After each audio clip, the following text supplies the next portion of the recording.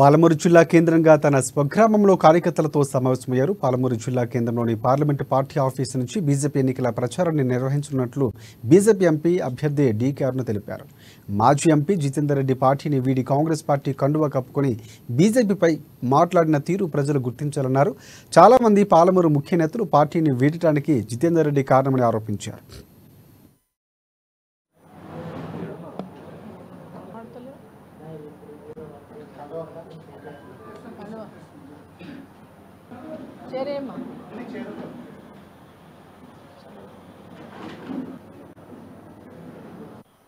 ఊహాగానాలే మీరే చెప్తున్నారు ఊహాగానాలని.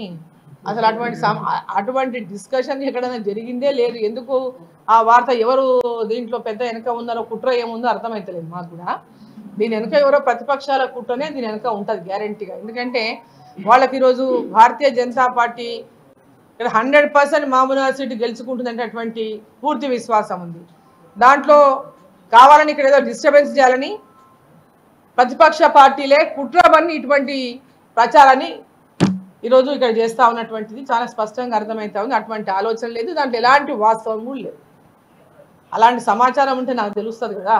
నా యొక్క ఇక్కడ నేను క్యాండిడేటు, నేను నేషనల్ వైస్ ప్రెసిడెంటు కదా, నేషనల్ వైస్ ప్రెసిడెంట్ కూడా నేను. సో ఇక్కడ నేను క్యాండిడేట్ కూడా భారతీయ జనతా పార్టీ. నాకు కూడా నా నోటీస్లో లేకుండా భారతీయ జనతా పార్టీ పోయి ఇక్కడ ఫలానా వాళ్ళు రాండి అని మేము పిలుచుకోవాలి. ఇక్కడ ఎవరెవరు అవసరం ఉందో క్యాండిడేట్గా ఇక్కడ ఉన్నటువంటి కార్యకర్తలు కానీ పార్టీలు ఎవరిని జరిపించాలనేటటువంటి ఇక్కడ ఉన్న వాళ్ళు నిర్ణయించుకుంటాం. సో ఇప్పుడు అక్కడ ఉన్న వాళ్ళు వీళ్ళేమైనా వాళ్ళని అప్రోచ్